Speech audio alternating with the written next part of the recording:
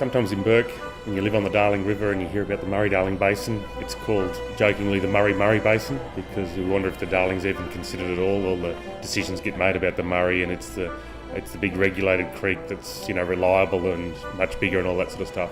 But the Darling's a huge tributary, and it's very important for us who live up this way, and not just on the Darling, but also on the other rivers that contribute to the central stream, which are the Paru and the Warrego and the Colgo and the Narran and the Beery and the Cara and a whole range of other little creeks that all come together around Bourke, that they all sort of get a little bit of a tiny voice in the say of what the Murray-Darling Basin is. So when the opportunity for this project came up, that talked about one river, it was very important for me to sort of say, okay, we want our little bit of our little story told as well. We're putting up our hand for this little part of the region, and it is the Murray-Darling Basin, and we're on the Darling, and all these other rivers are sitting right around us, and they contribute as well, and so we want to raise the flag here.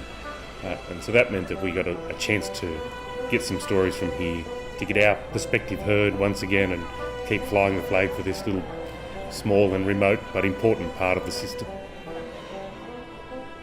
I always thought that there was two lots of people, black fellas and white fellas. But I think the creators made it so that we all are different, but we're still one. And we stand here on one of our major rivers, probably the longest river in Australia, the Darling River. We talk about water as being something of special to us that unites us. As we think about water, the essence of water, and the river itself brings life. And we all have a story that connects us to the river. Today, we celebrate not just my story, not just your story, but we celebrate our story about the river. Today, we do a little project for the Darling River. So my name's Andrew Hull. I've been the principal artist on this project, and I'd like to personally thank everyone for coming out tonight. I personally thank the people who have worked on this project so far with me, and you, the public, who've shared your stories, continue to share them, who've taken the time to write on lanterns today, and also the time to come out tonight and enjoy what will hopefully be a really beautiful spectacle and an ongoing one, something that'll take place over future years here in Bourke. In the test runs I've done, there's 3 different stages of lantern floating. There's the daylight view where they look opaque and beautiful, and then they go translucent in the half light, and in the night time they'll start to glow and become a different thing altogether.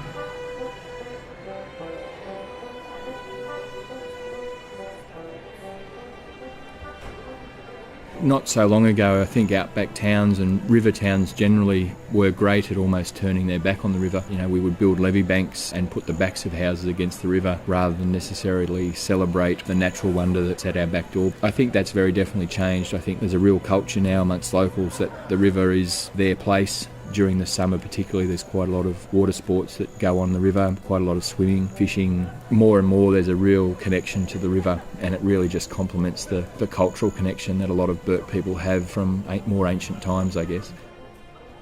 What all governments in Australia are striving to do is to strike a balance. There's no way that you want to look at the Darling River and say, we'll just use that as a gutter for running irrigation water down it. You don't want that. You want to maintain the beauty of it. You want to maintain the diversity of the fish and other animals. You want future generations to be able to see and experience the same things that I saw and experienced when I was a kid and still do today.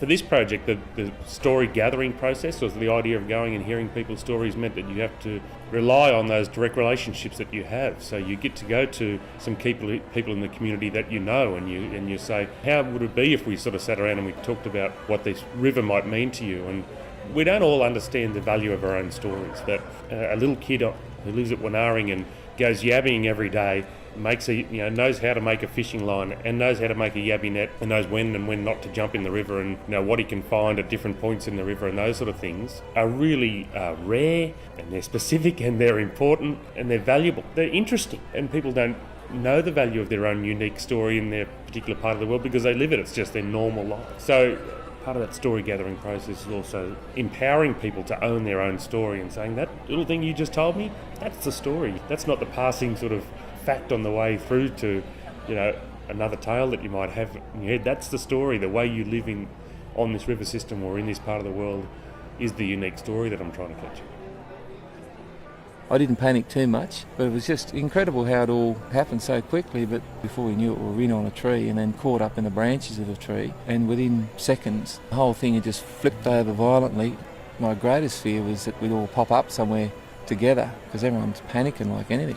And well, they all did, just like little corks all popped up in the water, and I screamed out at them and said, look, hang on to the boat. So I got them all to go to the back of the boat, and I sort of got to the front and grabbed hold of the rope, and we looked for a tree, made the call, abandoned the boat, and we found the bloody scrawniest, most miserable flaming tree on the river. I tell you, all these magnificent, big, majestic red gums, and we found this half-baked, half-dead, wore-out holler log full of ants and bloody snakes.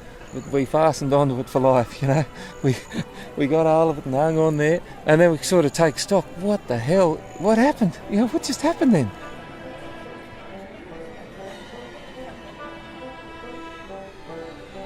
I think this is fantastic. It's one of the best things about Bourke is the river. I used to wag school down at the old wharf on the river. We just grew up on the river, swinging out of trees on ropes and camping, lots of camping, and it would be really good if it did become like an annual event.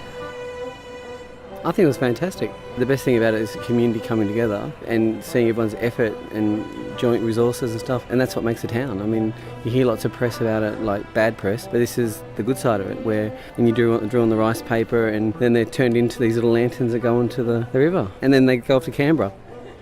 I think it's great. I think anything to do with Bourke coming together, particularly at the wharf, it's a big meeting place for everyone. The river's very important to us all, so we've been through good times and bad times and dry times, and it's very important, so it's good to celebrate the river, and I think that's what the community did today. Yeah, it was good, really good. I feel, we're heading in the right direction. It's very impressive, very impressive. The river is our lifeline, simple as that, and if we don't manage the river properly, we've got no water, we've got nothing. We've got a feast or famine with the river. Lived in Bourke all my life. I've had a lot of great times, we live on the river, out at North Bourke. Wouldn't live anywhere else.